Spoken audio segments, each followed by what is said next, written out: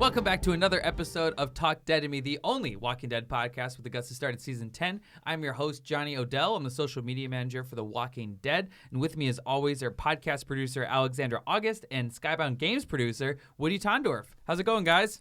Really well. Oh, so great. That's great. So another week of the hiatus. We all have 5 o'clock shadows. We're all just sitting here on this beach waiting for the sunrise that is the second half of season 10 to emerge from the horizon. At least Scott Gimple could keep his trap shut this week. Oh my gosh. Hey, listen, he was just a font an of endless, information. He really was. It was like in The debutante ball just chattering away with all of the suitors. This is how we show gratitude to Scott Gimple for giving us precious information, to be like, shut the fuck up.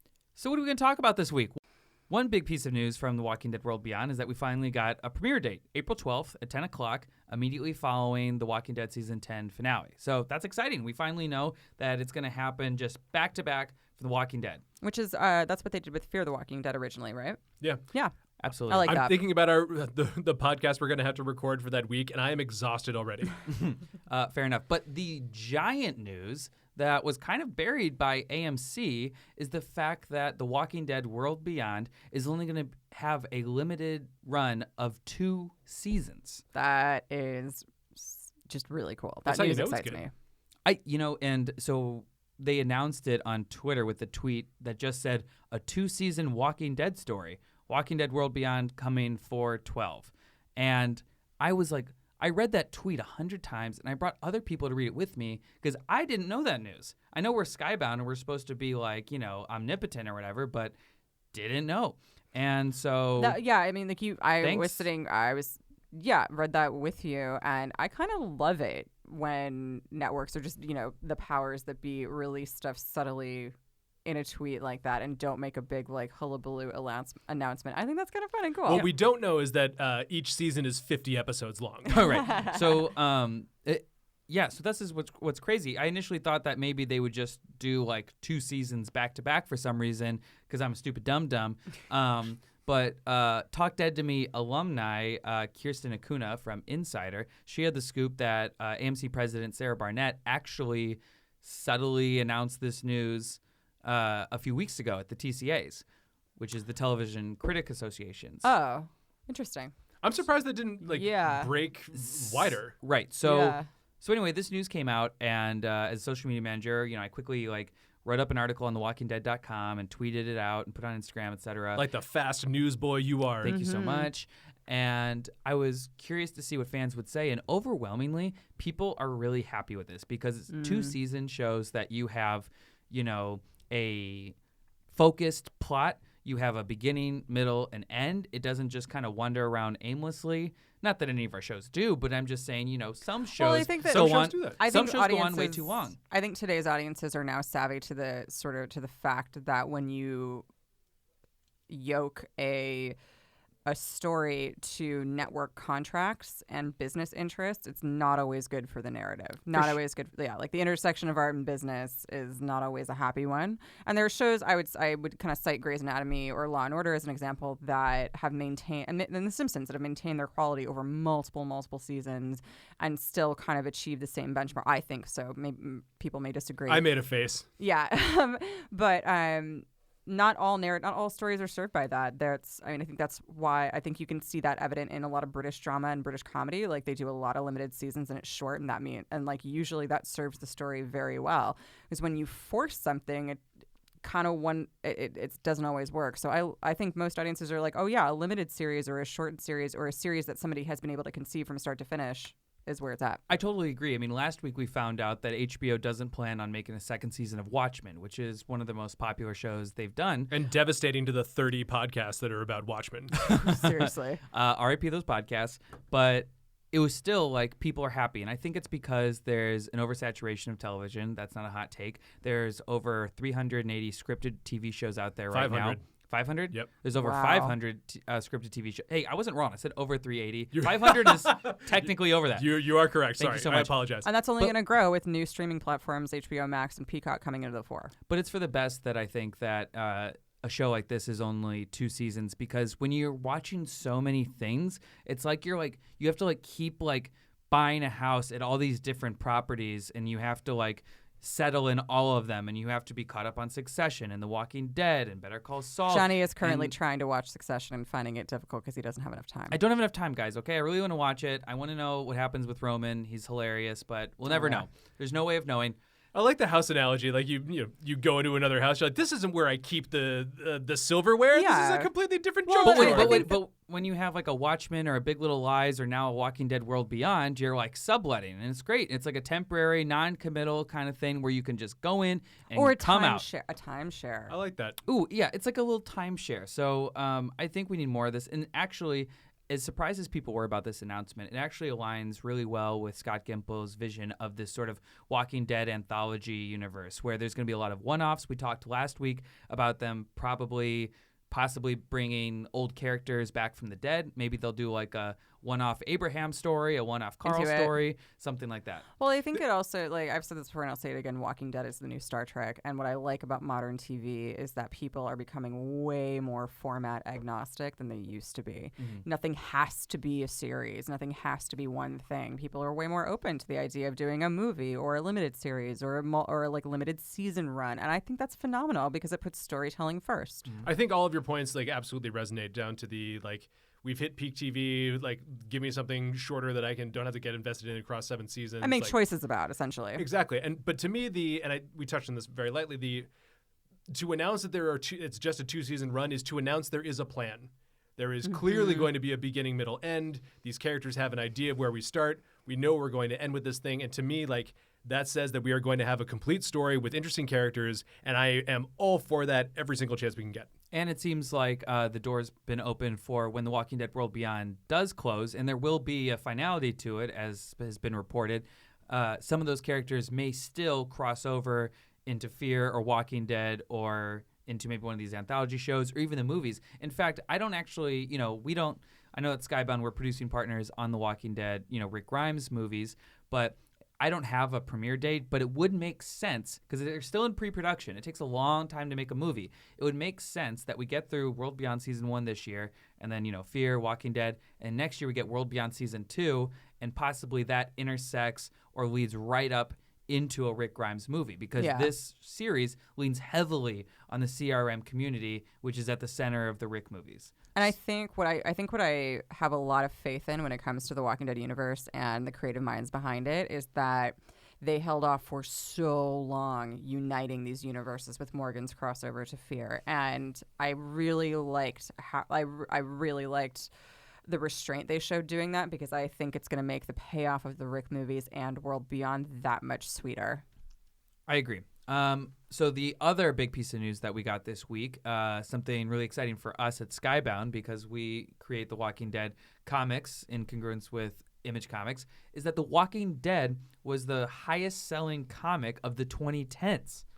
Well, if I may, series. If I can clarify, Please. it was the number one selling graphic novel of the 2010s. Okay, well, thank you for clarifying. So, Woody, why don't you tell us a little bit about that? Yeah, because as a not comics reader, that's great news to me, and I'm super happy about it. But and as a not reader, since we've already established I'm illiterate.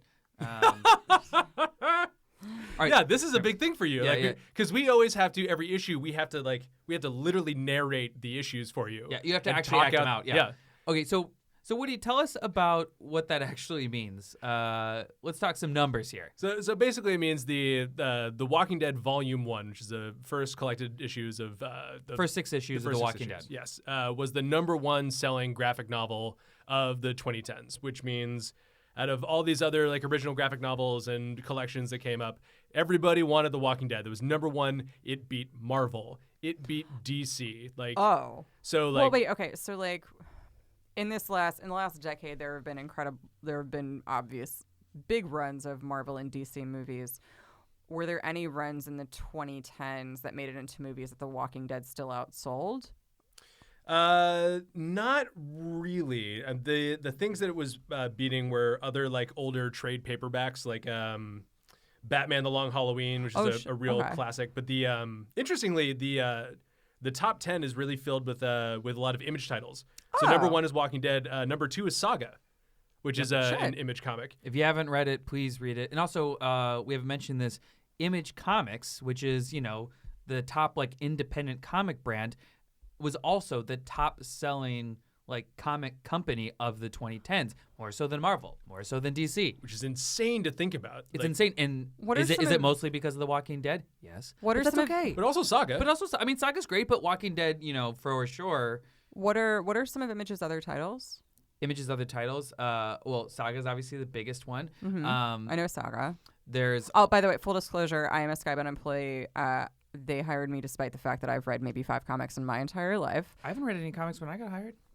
Yeah. So just the two Image titles that I'm reading right now that are just absolutely insane and terrific. One is called Die, by Kieran Gillen, I think.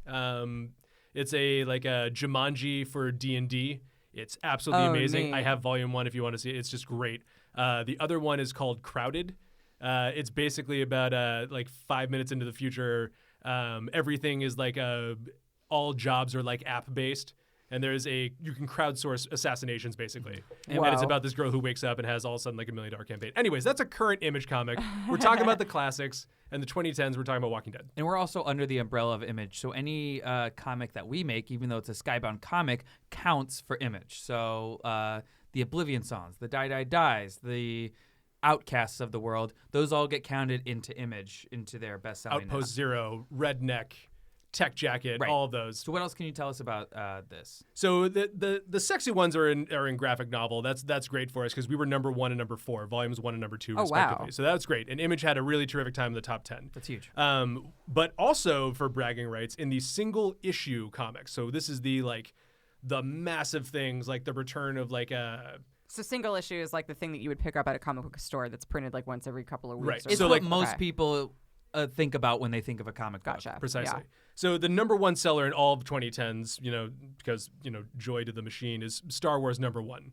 So that was the one where Disney and everybody was like, hey, Marvel, we're putting everything through this. We killed the entire extended universe or expanded universe just to make this. This is canon. It starts now. Mm-hmm. So that had all the appropriate buzz for it. Walking Dead came in at number. I think it was 16. It was 16 and 20, I think. And it's the first issue, right? It was actually no, it was issue 100. Issue 100. Oh God, was, I'm sorry, because The Walking Dead is much older. Walking Dead Volume 1 was the one that was number 1. Issue 100 is the one where Negan shows up, bashes Glenn in the head, and leaves. It happens way quicker than it does in the show. In the show, they drag it out for an hour and a half. Well, there was a whole season break between it. Well, right, but Rick's crawling around like a dog. None of that happened in the comics. Yep. It's just I'm Negan. Boom, Glenn's dead. Peace. If you have Jeffrey Dean Morgan, you'll let him lean into it. You'll let him go. No, I'm not saying I'm mad at it. I'm just saying it was a big issue, but it all happened very quickly. And issue 115 and 132 were the other two. Issue 115, I'm pretty sure started All Out War, and issue 132 was the post All Out War time jump where Rick turned into Old Man Rick. You know what? And this is the one where we met Magna and Yumiko and all those people, and it was a huge. It was the first time they had done a major time jump. Pause for a moment and let's round of applause for Johnny Odell, who had seriously. not read a comic before he got knowledge. hired, and bam, encyclopedic knowledge. Thank you guys so much. It's just about the Walking You're Dead, such a journey in courage for somebody who, as we established, is illiterate. That you've been able to get this knowledge. I mean, how do you do it? Well, I sometimes I'll open a book and I see the squiggles, and I know that some people can form those into sentences. I still don't know what that means. Well, in The Walking Dead, lots of pictures. I really appreciate it. It is a but comic. There's lots of pictures. There's so many pictures in the comics, guys.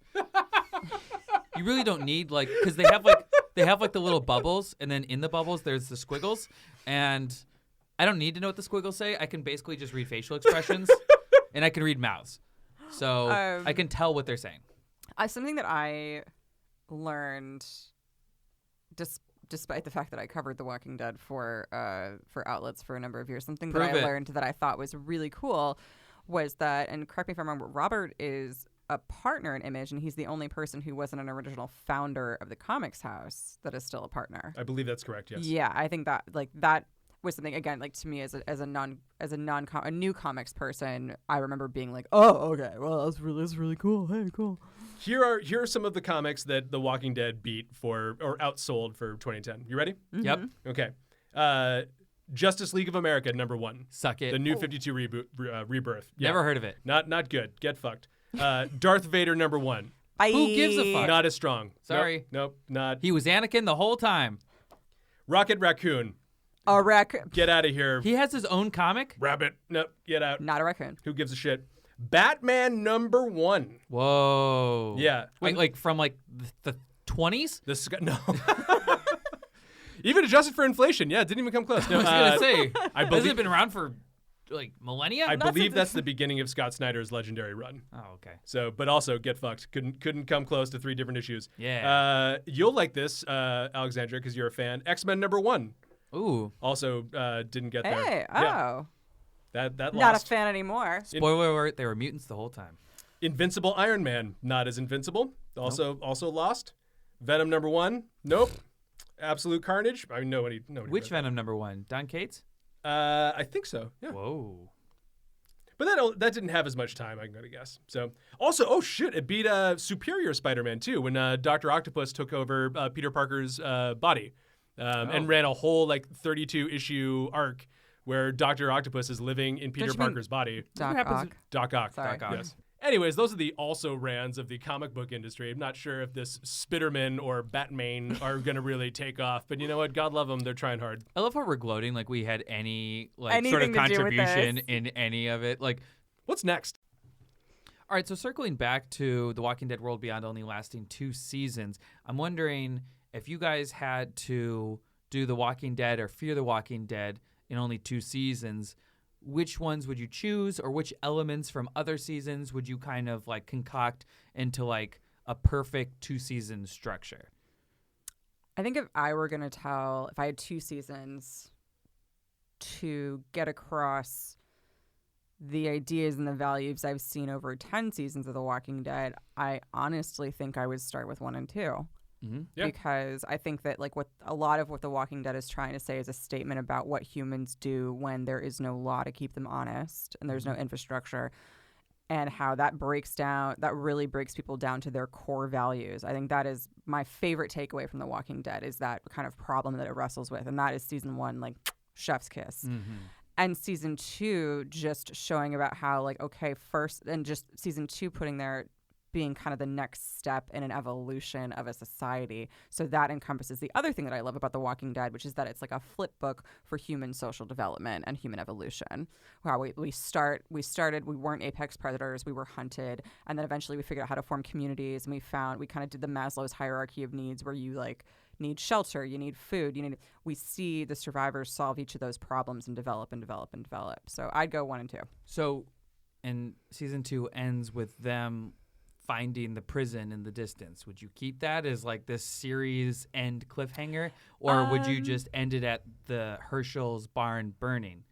No, I would see that. I just because me as an optimistic person, I generally prefer a happy ending. Even I like bleak kind of, I would say, more pessimistic viewed shows that are ultimately optimistic in the end, or ultimately hopeful, but also do not turn a blind eye to the horrors that human beings are capable of. So I'd keep the prison there just because I think it's kind of a funny like Canaan vision, to be like, it's a prison, oh my god, we're home, we're saved. But it also is like it also showcases an idea of renewal and how things that were one thing post-apocalypse are now something completely different, like people. Shane pre-apocalypse was very different than Shane post-apocalypse. Sure. And it also speaks to how environmental conditions, which is another thing The Walking Dead has hit, how environmental conditions affect who you are and who you become, as opposed to just your innate hardwiring. That's another thing The Walking Dead wrestles with that I like. Yeah. Gotcha. All right, Woody? If it were up to me, I'd probably do Fear season 5 twice. No, but really, on that same vein though, I would elongate season 1 of Fear, because in the same way, it would ask a very different question of The Walking Dead, because it's true to Alexandra's observation. Like, The Walking Dead is more about how humans are after the world ends, but I do want to examine how we got to that point. What are all of the different, because to me, from a real, and like The Walking Dead is steeped in realism, it's not going to like insane places. I do want to hold them accountable for their like reasons or rules behind how this world broke down. Right. What different things had to go batshit insane for all of these different like structures to tumble, and then what did the immediate aftermath of that look like across a wider range of places? I remember I kind of came to The Walking Dead in a weird, it's kind of a circuitous way. I didn't watch it immediately because I'm just not a big zombie person in terms of the genre. And then I watched it and was like, oh, this is really good. Fell off, had to watch it for work. But in the interim of me falling off of it and returning to it, I heard the premise of Fear, clocked that they were doing this other show. When I heard the premise, I was like, ooh, that is interesting. I do want to see how everything falls down. I want to see how we got to this apocalypse. And they kind of hit the fast forward button on it. Like it was something that like still, even though you were like there and it was like boots on the ground, it was still happening in the background. And I guess I just kind of want to see West Wing in The Walking Dead. I guess. I don't know. Yeah, I kind of thought, I was like, oh, this entire series is going to be about the breakdown of society, and then we're going to end where The Walking Dead begins. Right. And they actually got to that point kind of like by the end of season 1 and season 2. Yeah. Johnny? For me, I think season 1 is a perfect season, so I have to leave it in. Of The Walking Dead. Of The Walking Dead, yes. And for like a second season, I would have to do some sort of mashup between seasons 6 through 8, where somewhere in between, they make it to Alexandria. Negan shows up. I think Negan's the perfect villain. I think he has very clear motives. I would shorten All Out War to a couple of episodes. I would shorten all of those things and just make that the second season. So you have Rick waking up from the coma, and we all know that all of The Walking Dead is his coma. We know that. That's something that we all know. It's canon. Everyone's confirmed it. I am banging my head against the wall of the studio because these are like, now I'm reminded of the people who insist that Buffy is a dream in Buffy's brain, and that's like that mental hospital episode. Thank God we thought ahead and installed all of this padding through the soundproof room, because you can't hear it at all. You really can't. And she's banging it hard. No, there's She's blood bleeding. now. Nigel, we're gonna need some bandages in a while. Thanks, bud. So basically, it's hard to just sort of combine seasons, but I love the Negan storyline, and I love how I love season 1. I would basically probably take like the first 2 episodes of season 1, and then I would kind of maybe have like 2 traveling episodes. They can get to Alexandria, get settled, etc. So we're taking some season 5 stuff, and then Negan gets introduced, kills Glenn and Abraham. And then, they have the whole conflict. Then they go to war with him. And then Rick slits his throat. And that's the end of the series because he learned about mercy over his wrath, et cetera, et cetera. So I know it's not perfect, but those are the elements. If I had to squeeze it all into 2 seasons, that's what I'd have to do. I really I'm trying to figure out a way to say this. There are a lot of viewers that are vocal about the fact that they left the show after Glenn passed away. Passed away. He got the shit kicked out of him. After Glenn got glaned. Glaned? Brained? Glaned? I don't know. No? Brained. No? It was a clear glending. I like glending is better. The and that really makes me sad. A, because the latter, I think The Walking Dead is consistently very good, and I really love the way, the direction that Angela Kang has taken things. But also because I think that moment, that very simple, my mercy prevails over my wrath moment of Rick kind of having that epiphany is so seminal to what The Walking Dead is saying as a story, as just a body of work. It's so, and I kind of, for that reason, I really like the confrontation between Rick and Shane at the end. I think it's the end of season 1, right? Is that the end of? No, 2. Oh, pardon me. I like that confrontation between Rick and Shane because that also, for me, underscores the through line of the series, that you are one type of human who just essentially wants everyone to be okay in general, and you know that the way to do that is through community and working together, or you are the Shane type of human who protects yourself and defends yourself and does not trust that anybody else around you is necessarily for your good and will defend yourself and what you love first, which both are kind of viable. And I feel like that's, the central kind of moving through line throughout the series. For sure. If I had a second option, I'd also just do seasons. If I had a second option, I'd also do seasons 9 and 10 and try to find some way to introduce the apocalypse in like a pilot way at the beginning of season 9, because I think you're right. Angela Kane does such a phenomenal job. Not to disparage the other seasons, but 9 and 10 are really great, and I think those would be a great 2 seasons for people. So that's that. So we kind of went over, the 2 seasons we'd cram in. I'm still excited for Walking Dead World Beyond. Me I'm too.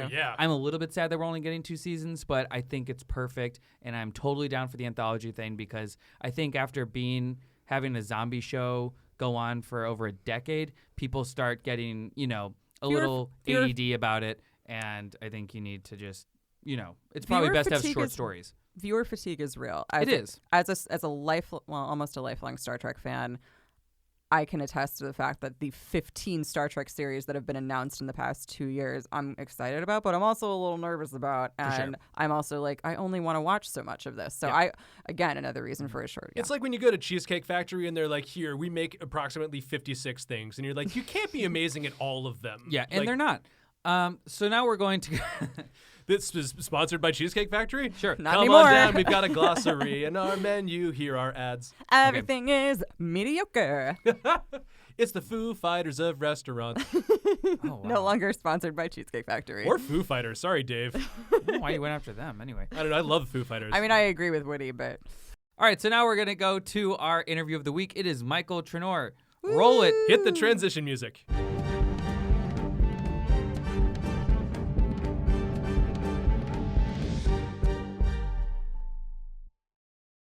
Push this. Okay, sorry.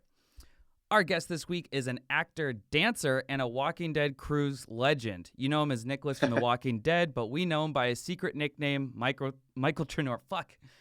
I had it. I was so good. No, right. That's how you pronounce it. It's Michael Fuck Traynor. Michael Fuck Traynor. Yeah, that's your middle name. It's an ancient Gaelic tradition. With the Traynors, you have to say fuck, because whenever we come to the party, like, fuck, Traynor's here. So it just kind of became a thing. Great. Well, you know what? I'm not even going to redo it. I think that's perfect. Don't. I'm not going no to. redoing. I'm not. No redoing. There's no redoing in the apocalypse, baby. Hey, all right. Well, thanks so much for being on the podcast. My boss, Brian Huntington, off the top, wanted me to ask you about your opinion on Hallmark Christmas movies. Oh, my God. Brian Huntington. Little do we know, the reason Christmas still exists.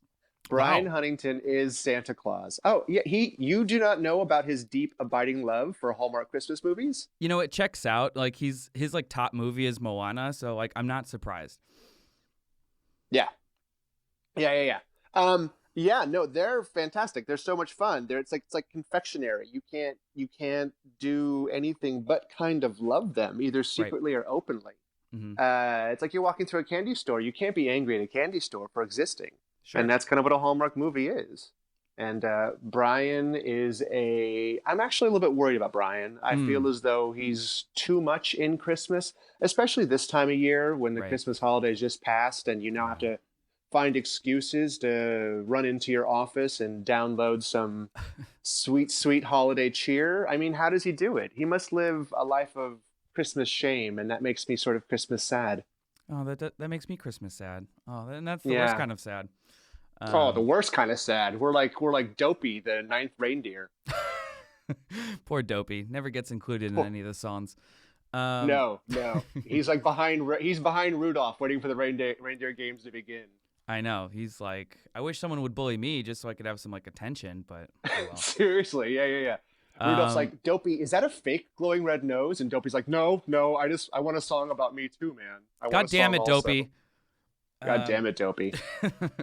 So you are originally from Fort Lauderdale, Florida, and you went to high school in Maui. Is that true, or is my research lying to me? No, your research is absolutely true. My mother and I would only live in tropical destinations unless there were fancy postcards with palm trees. We would not live in that city. Smart. So between Fort Lauderdale, Southern Florida, and Hawaii. But by the time I finished high school, I had been to, I think like 23 different schools. So we moved around a lot. So there was lots of little spots in between. Oh, wow. Why all the constant moving?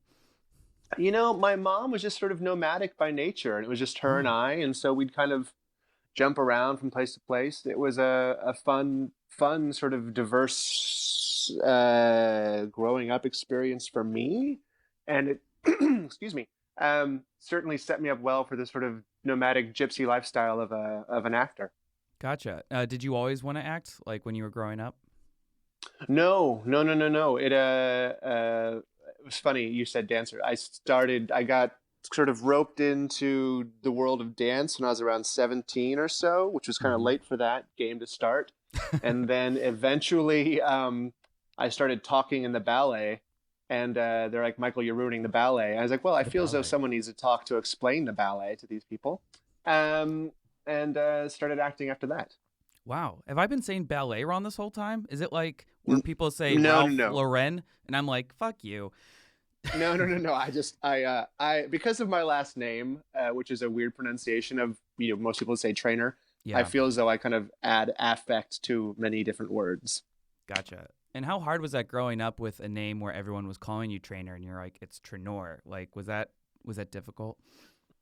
No, I really didn't care that much. I still That's don't good. correct people that often. I just say it the way I was brought up hearing it. That's really polite. Well, sure. Yeah. So many things going on in the world today. I'm really more concerned about Brian and Dopey. I don't care about how people Right. pronounce my last name. I know. You just really don't want to be Christmas sad or nickname sad, but it's tough. IMDb says you're a gifted air hockey player. Do you ever wish you went pro? Jeepers, man. You got to stay true to the art form. And I feel Right. as though there's just so much about the politics and the egos in the pro air hockey game that I'm sort of like Robert Redford in The Natural. I'm Wow. sure at some point in time, I'm like, there's a deep cut movie sports reference for you.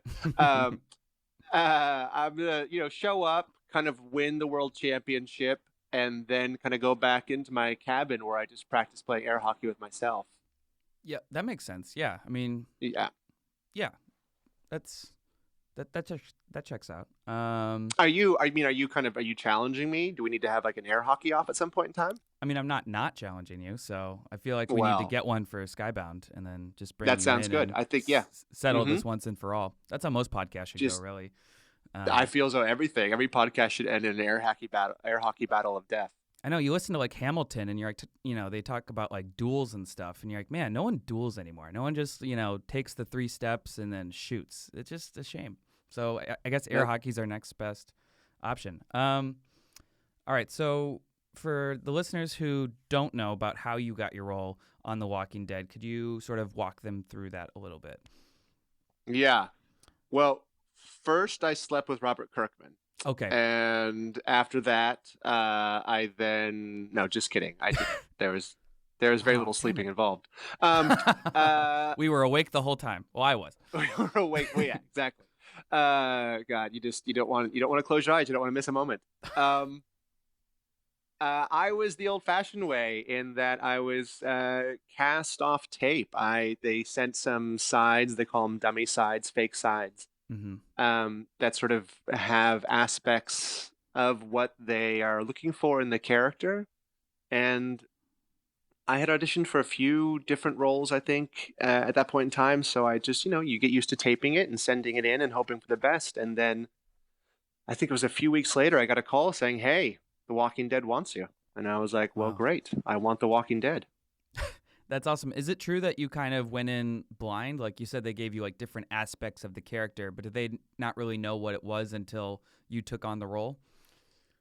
I have no idea about that. I'm sure. I mean, Gimple always seemed like a very methodical sort of dungeon master of the zombie apocalypse. Mm-hmm. But so I'm sure that he had a very good sense, he and the writer's room, and it was a great, the scripts that we were getting was like, Matt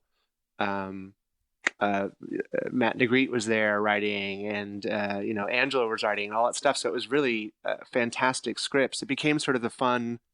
I was a fan of the show, and so the new joy became reading the scripts, because that became the new watching the show when it would come out. So I'm sure they had a real good sense of it. I didn't know anything. I hopped on a plane and didn't know if I was signing up for one episode or if, the next bunch of years of my life. I was just excited to kind of go there and be there. And my first day on set, it just so happened that Scott Gimple was out there, and he sort of said to me, he goes, so we're thinking he's, was maybe middle management before the apocalypse, and now he's just trying to, make do. And completely overwhelmed and mostly scared shitless. And I said, well, fantastic. That's kind of how I feel as an actor on set right now. So let's run with it. And then each week, or each new script I'd get, the depths of his sort of deception and how overwhelmed he was, and then the introduction of some PTSD, and sort of all evolved, and it was just a fantastic puzzle to put together and play. That's fantastic. Was there like sort of like pinch me moment when you were on set? Like, was there anyone you were sort of starstruck by, or were you just like totally just like, yo, I'm in this. I'm the fam. I'm one of you guys. Like what was that kind of like? Because it had been on for 5 seasons and had been like massively popular. So it was more starstruck is a when you're in the industry for a little while, you don't get that starstruck. I met Nicholson once, Jack Nicholson, and that was like like you're gobsmacked. Yeah. Or like Steve Martin, I met him once when I was bartending in New York, and he came in and I was like, oh, you're Steve Martin. Anything you want is free. He goes, I just want to use the restroom. I say, well, that will cost you actually. But there was more just an appreciation for what these guys do on the show when I was there. And the first episode the first scene I filmed was opening up the gates. So it was like, right. Oh, yep, there's Andrew Lincoln. Hey, Norman Reedus, so that was sort of fun and overwhelming. And it was great in that you're just aware that you're on a juggernaut show. It's more the scope of the production. Like when I read a script, I was like, okay, great. There's going to be a small little housing development with a wall around it. I guess they'll put that up in CG, like, computer effects. And then you go to set, and no, it's a housing development where they've built a 30-foot wall around it, like, almost a mile maybe of wall, who knows?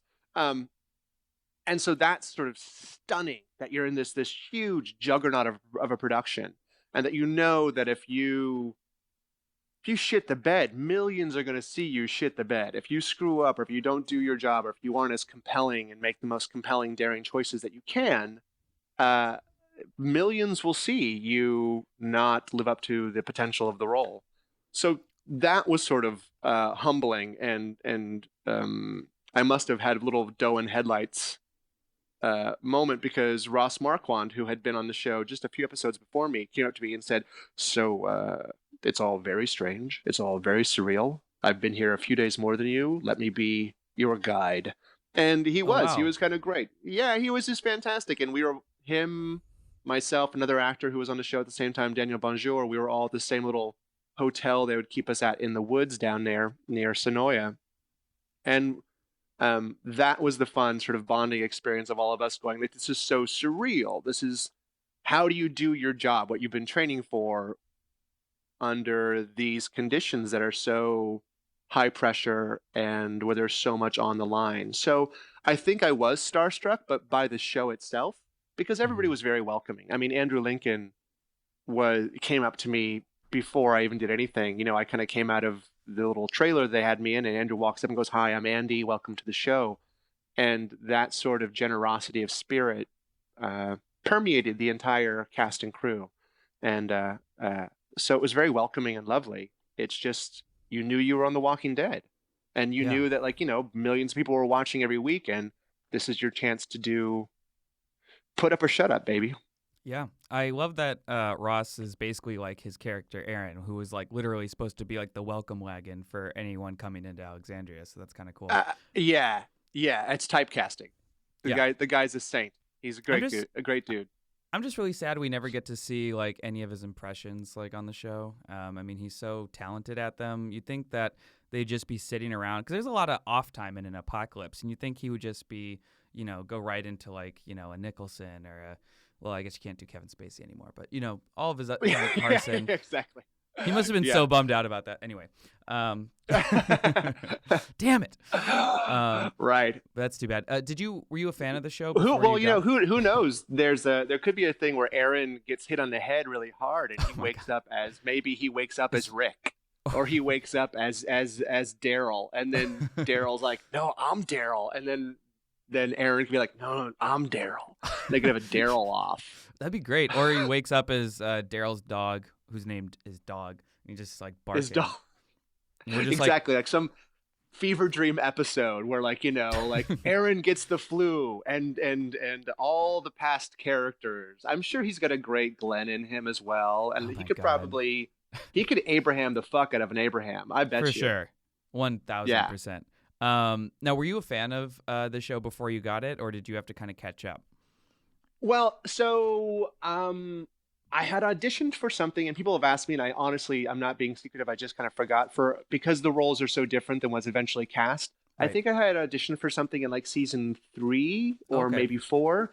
And so it's funny. I had just gotten my dog at the time, and I was like, oh, I should watch this show. I'll just watch the pilot to get a sense of the tone of all that stuff. Because I was thinking zombie show, you know, you think of Romero, you think of Night of the Living Dead, you think of all those things from the 80s that have a bit of camp to them maybe. Mm-hmm. And I watched the pilot, and it was just mesmerizingly good. One of the first episodes of television I think that exists. And next thing you know, my little puppy and I go through and burn through like 3 seasons in a long weekend. Wow. To catch up. And I was so bad about taking him out. I would just kind of play zombie chasing my dog. I'd just like put my arms out and go, ah, and he'd start running around the coffee table. And still to this day, I put my arms out and go, ah, and he starts running around the coffee table. So The Walking Dead and I, we trained my dog how to get exercise indoors. The Walking Dog. The Barking Dead. The Walking Dog. Yeah, exactly. The Barking Dead dog. The Barking Dead dog. I'd watch that. It's the new spinoff. It's actually... Oh yeah, this is our 20th spinoff. You've said in the past fans were super hostile to you around season 5, season 6, and then like, did they cool down after your character died, or do people still come up to you? Like, what up, bro? That hiatus in between the end of 5 into the beginning of 6 was a lot of fun, because you know. I knew the job of Nicholas wasn't to be this cuddly, affable, super charming individual, which is kind of how I lead my own life. Thanks a lot. Mm-hmm. Thank you. Yeah. Hey, but so when people would come up and say, "Hey, man, I fucking hate you," I would hear, "Oh my God, great job, you hit the target," and which has been an effective coping mechanism for my dating life as well. Hey, man, I fucking hate you. You're like, this date's going great. All right, honey, I get it.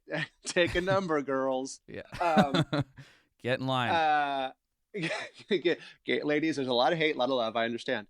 But my girlfriend does not like that joke. But yeah, so it was a lot of fun in that people were so involved in the show that it was great to be a part of some cultural phenomenon like that. And then the real humdinger of a fan reaction time period was after the dumpster episode, and for those 3 or so weeks until people realized that Glenn was alive. Or that was funny because people come to me like just screaming like, "Where's Glenn? What happened? What's happening to you?"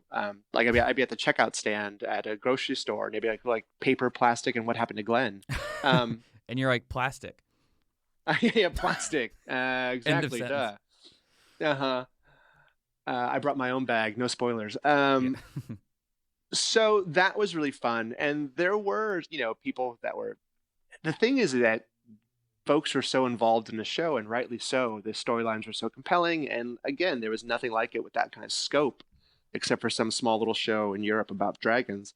Yeah, those 3 weeks in between, people were so just fanatically wanting an answer, and I thought that was an amazing testament to when you do live theater as an actor. You get to, like, after the show, by the stage door, you get to experience the reaction. If the play was good, if the play was bad, how compelling it was.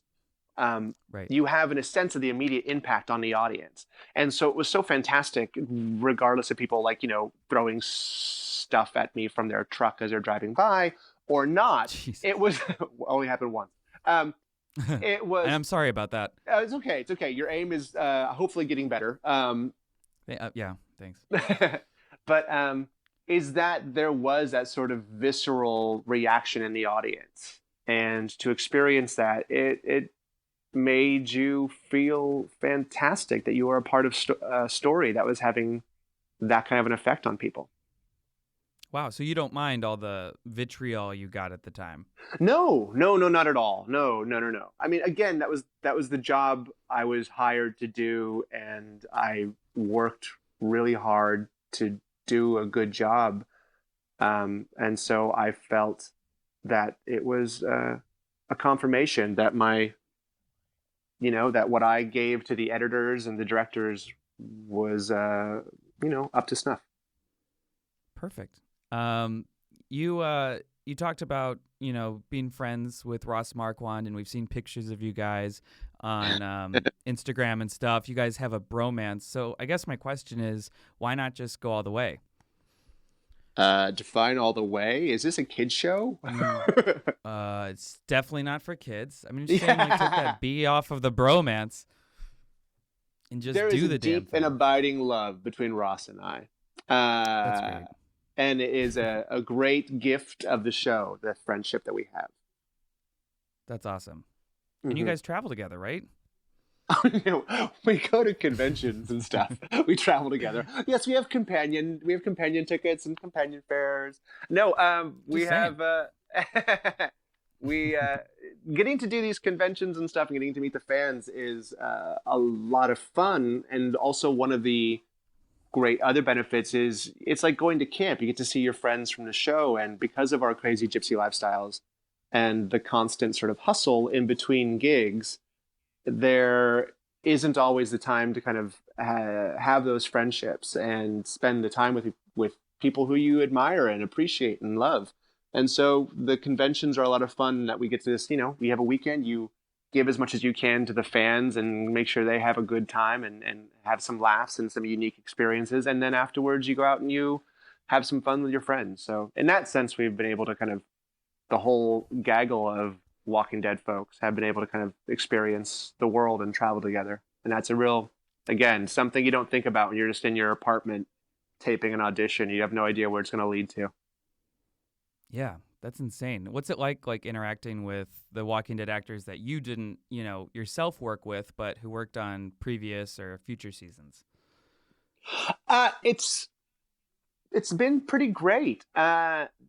There's a sort of sense of it. It's a hard show. The Walking Dead's a harder show than most. It's not like you're doing some lawyer show where you're in a studio and everything's air conditioned and lovely and you have these lovely suits and you're allowed to bathe and all these things. So there's a certain grind to The Walking Dead, and that the actors experience. Nothing on par with what the crew have to experience. I mean, those guys and gals are amazing, not just in what they're able to do within their specific fields, but just their spirit to kind of weather the storms and the hardship of making this show happen. So when you meet cast from the show, there's this sort of sense of, to use a metaphor, I guess, some battle scarred friend. You can go, hey, there's a certain affinity right away. And the producers have done a real great job of making sure they don't cast any assholes. Or if they do cast an asshole, they kill him by making him jump off a dumpster. So most everybody that I've met has been pretty awesome. Yeah. That's awesome. I want to play a new game called Parallel Universe. Okay. New game alert. It's not so much a game as me asking you questions and you answering them, but it's fine. I'm going to give you some what-if scenarios from The Walking Dead. Do I win in the end? You win one air hockey challenge with me. Then it's a game, and I love this game. Okay, so we're going to do some what-if scenarios from The Walking Dead. Okay. As if The Walking Dead had some parallel universe. You get it. All right. So first one, a little bit obvious, but what if Nicholas lived at least until the Negan lineup? How do you think he would have handled that if he was on his knees during that whole thing? I think that there's a parallel universe where somehow Nicholas and Glenn get off that dumpster and I become the Robin to Glenn's Batman. Ooh. I'm sort of like his shadow. I'm there. We're learning. We're stabbing heads and taking supplies. We're kicking ass. There's maybe a musical number. We do some high five action. It's fantastic. And then we're in the lineup. Negan swings the bat, and it's sort of like a Daryl Nicholas race to kind of taunt Negan to kill him. And I think that Nicholas would have tried to, at that point in time, taken the hit for Glenn. And just been basically another ineffectual death. Like, he still would have been like a schmuck who dies for no reason, you know? But I don't think he would have saved Glenn. Just maybe been like a batting practice for Lucille. Oh, wow. That's great. You'd think the bat would have broken sooner, you know? Yeah. Especially on my head. I mean, skulls maybe my nose could have saved Glenn. Like, my nose could have like broken the bat, and then Negan's like, well, fuck, gotta get a new Lucille. God damn it. God damn. That's so great. God damn, it's so fun to do impressions of him. All right, what if Nicholas survived the dumpster and Glenn died? How would they have reacted in Alexandria, and how long would you have waited to ask Maggie out? Oh, man. I don't think I would have gone back to Alexandria. I don't think Nicholas would have gone back. I think Nicholas would be like, oh, man, Glenn is dead. It is my fault. I think there'd be a new thing where Nicholas ends up wandering and like finds himself in Oceanside and then says, I am a god. You should worship me. And he lives in Oceanside. And then when the other folks from like Alexandria and Hilltop, they kind of meet him and they go, you look just like Nicholas. I go, no, I have no idea who you're talking about. I am Nicholas. I am Nicholas from Alexandria. That's so close. From Alexandria. These parallel universes are sometimes razor thin, kids. So you go straight to the community where it's just women. Basically like Wonder Woman's home. Exactly, yeah. Yeah. Is this their mascara? Where are we, man? What if Nicholas had like a big relationship in the show? Who do you think it would be with, and why would it be Aaron? I would never want to get between the Aaron and Jesus connection. That was magical and mystical. Yeah. I was thinking that it would have been fun to have tried to court, if there was a heroic turn of Nicholas's character, it would have been fun to try and court Carol, just because Melissa's such a fantastic actress and so sort of Henri in particular. It would have been fun to do scenes where like you have this like ineffectual Romeo trying to woo this Amazonian badass warrior goddess and be like, so I know some nice places in Alexandria to scrape up some chocolate. Be in a mood? And and she'd be like, I'm gonna kill you. Like, oh, you. So funny how we all flirt. Oh, you. What if, now we just found out The Walking Dead World Beyond, which is the third Walking Dead series, they just announced yesterday it's only going to be 2 seasons. So the World Beyond is not as big as we expected. Yeah, more Bed Bath than Beyond. Right, yeah. Or it's a small World Beyond. It's a small World Beyond. A small World Beyond. Uh-huh. So if The Walking Dead only had to be 2 seasons, like World Beyond, what would you choose? Like, what would you pick from? Like, which location or villain or main character do you think would make like a perfect 2-season Walking Dead show? Jeepers. I'm going to have to immediately cheat. I'm going to have to cheat because I feel as though that's what's important. Cheating. I guess Women I love am that. Nicholas. That's not true. I don't know what blog post you read, but that is not true. It was yours, actually. Oh, well. It said, Why Cheating is Good by Michael Traynor. You didn't read the whole thing. At the end, there's an asterisk where I was like, just kidding. Just kidding. That's how I sign up all my blog posts. Just in case I actually offend anybody. Smart. But I think season 5 for the first season, and then season 6 and 7. Only because it was about the beginnings of a civilization, a new civilization. It wasn't just this lost tribe of disparate heroes kind of coming together as a family trying to survive day to day. It was the idea of how do we build a new community? How do we build a new civilization? And I thought the introduction of Alexandria not just because of the devilishly charming actor playing Nicholas, but that the idea of, oh, we have to not just survive, but we have to build something that can survive beyond us is a really fascinating storyline to my mind. The underpinnings of society, the agreements that people make and choose to turn into traditions or laws or things of that sort. So that was really a compelling thing for me to watch. And I thought the most interesting 2 seasons of The World is like, okay, great. Obviously you understand that, you know, at the beginning of season 5, they're escaping from cannibals. And at the end of season 5, there's a hope for humanity. And so I just thought that was a pretty radical from the wilds of nature into the beginnings of civilization. And then, you know, the trials and tribulations that kind of happened in the following 2 seasons with the other groups and communities, and then, you know, the big bullies that are the saviors. So that's my answer. Wow. With cheating by adding an extra season. You know, off the dome, that is a perfect answer to that question. You should be on, like, Miss Universe or something, because I think you would nail it. You've never seen me in a bikini. No one wants me to do Miss Universe. Not yet. I haven't seen you. Well, if there's another cruise, I promise you. Next cruise, it's all Traynor, all bikini. I'm starting it. All right, final what if. What if Nicholas had survived all the way to the current storyline in The Walking Dead through season 10 in The Whisperers? Where do you think he is? And you can't say dead. He's still alive. He somehow managed to survive everything. You know, what do you think he's doing? I think he's wishing he had a headlamp in that cave. I think he's wishing he's like, man, I should. If everyone says pack a headlamp, and I'm like, fuck the headlamp, and now could have really used a headlamp. By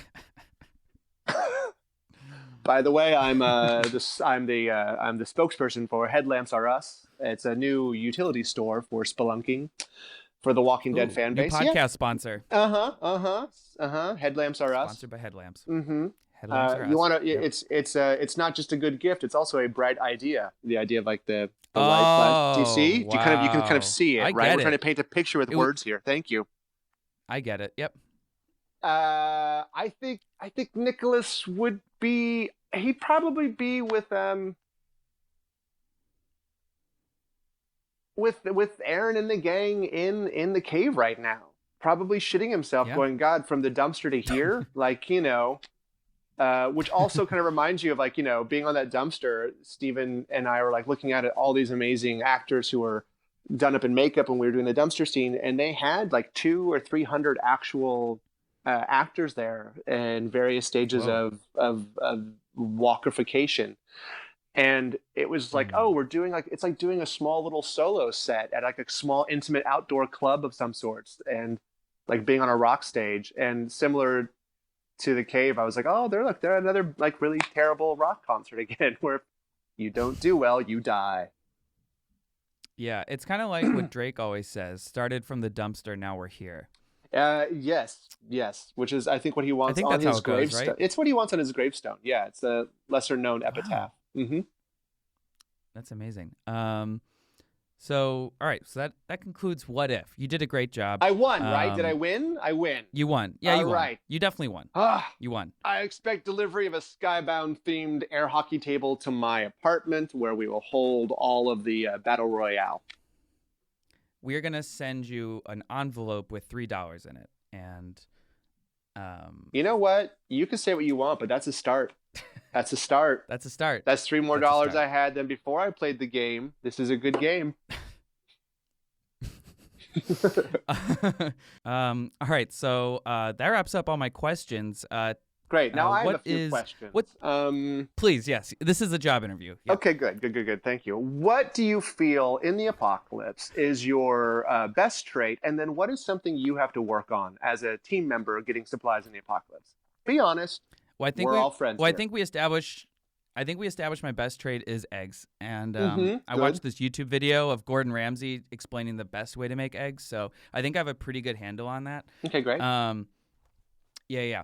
My worst trait is I think I'm an okay jogger, but I don't know like how fast I could run if there was like a horde. So I might need to find some kind of vehicle. Okay, so you're not a sprinter, you're telling me. But so jogging is a mode I of can be a survival. sprinter, but you know, Hey, listen, yeah, let's like not a casual backtrack. run. Let's just stay in your lane. You're not a Okay. sprinter. Stay Yeah. in your lane. Not a sprinter. So you're jogging. Okay. How long are we talking about jogging? Like 10 minutes? Like, because at that point in time you're gonna start walking and then you're a liability. Can you jog for like an hour? Right. I can try. I think I could like do a 5K. Okay, great. So you're saying maybe even a 10K. You're really only offering us eggs, and I don't speak Europe, so I don't know what the K is about. Okay, this is America. We do miles here, so you're a metric egg maker. Well, you know what? Thanks for applying. I feel it's been so nice meeting you. We'll give you a call, and okay, that's it. Okay, yeah. Do you need to see my resume? No. or do Leave you your need a copy of it? resume, leave your weapons, leave everything, leave your clothes. Okay. Just walk out into the wilderness naked, and hey, you know what? Good luck. Good luck. Oh, wow. Oh, okay. Thanks so much. Appreciate your time. Wow. Mm-hmm. That's great. Okay, perfect. Do you you don't have any other questions? You don't for win. You don't win. You don't get $3. There's no air hockey table coming to your house. I don't win the air hockey. Okay. You know what? That sounds about right. Okay. Good. I don't deserve it. It's okay. Well. All right. So tell the people what is next for Michael Traynor. What the hell are you doing? I'm Whatever. appearing at the Akron Town Mall on Thursday the 34th, and it's a new date in February. We're just going to combine a bunch of leap years into one February and just get it done with for the next bunch of decades. Yeah. So it's me up to I think February 48th is the last official day of February this year, and beyond that, right now, there's just the audition game that we have. There's a few films I did last year that are supposed to come out at some point in time this year. But as actors, we kind of show up, do our job, and then, eat food and then go home. And then there's, I've always done writing. So there's one of the Hallmark movies my girlfriend Brooke Nevin and I got to do last year that Brian was such a huge fan of. So we're working more with that company, and then a few other writing projects that hoping to get off the ground. So it's kind of a fun, crazy hustle. Wow, that's phenomenal. Mm-hmm. What's your writing process? Are you in like sweats and like sipping coffee, or are you on like top of a mountain, like like a cabin? All those things. I have a small cabin in the top of the mountain with nothing but coffee and sweats. And I'd like for you to stop spying on me at any point in time. I'm so would be sorry. A little bit of privacy. It would be fantastic. Great. Well, I got a telescope, and I don't know what else to do with it, so I guess I'll just turn it into a different direction. Yeah, please. Look at another mountain, you pervert. Sorry. All right, well, that pretty much wraps it up. Tell the people where they can follow you on social media and not in real life. Exactly. Yeah. It's whythefucknotme.com. No. .org. I'm a professional organization now. It's .gov. .gov. Exactly. Presumptuous, but not wrong. What am I? I am Traynorland. Traynor land. On Twitter and the Instagram and a bunch of other things that I don't ever use. So please come join the party. Is Traynorland going to be like a theme park at some point? Yeah, exactly. It really is. The most disappointing theme park ever. You thought Legoland sucked. Try Traynorland. All right.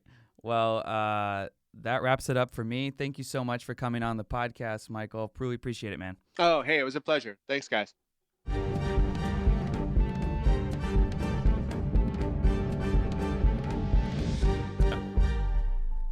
All right, so that was our interview with Michael Traynor. What a fun, irreverent young man. It was great. I used to do improv, and I just really tested my improv skills, and I really enjoyed it. And I also liked his answer about what 2 seasons he would do, where he said he would kind of combine seasons 5 through 7, and I think that was sort of the perfect answer. I mean, it was it was like finding a civilization, making it work. Seeing like a threat come in and how they dealt with that. Like, I think that was a really great answer. I kind of wish I thought about it. Well, and it also speaks, I think, to something that Melissa McBride said in a panel once, that one of the reasons that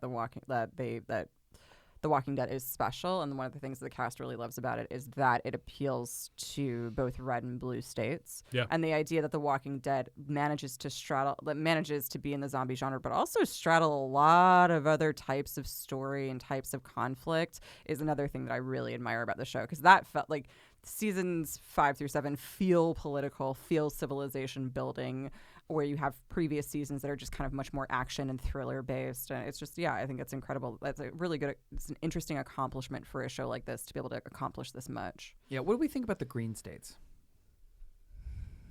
They're pleasant in the springtime. Yeah, I think I'm really pleased with their climate change strategy, and I think it's really inspiring. Perfect. Yeah. All right. So also free weed. Is that what we call them, green states? I don't know. Where are those states?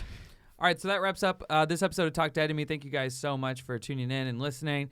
Make sure to follow Michael Traynor and catch us next week when we're going to be talking about other things. Oh, and hey, by the way, we know that we're not, just the best folks or the experts on this. Sometimes we make some mistakes. I mean, Johnny's perfect, but I'm not. And Alexandria, I'll let you speak for yourself. Fair.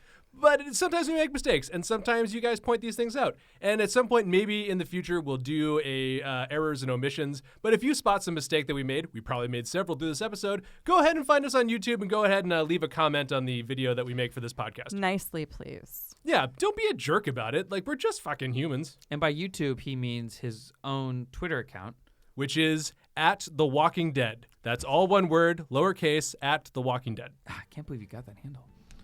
It was an early time. Historic. All right, that wraps up. See you guys. Happy birthday, Nate. Happy birthday, Nate. Happy birthday, Nate.